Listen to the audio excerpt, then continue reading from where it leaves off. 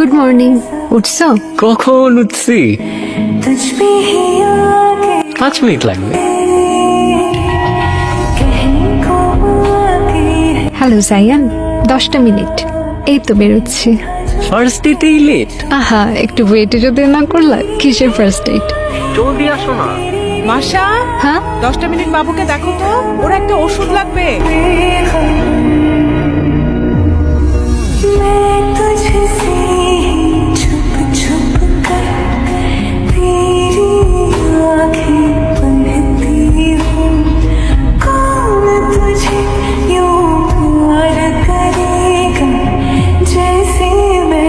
Hello.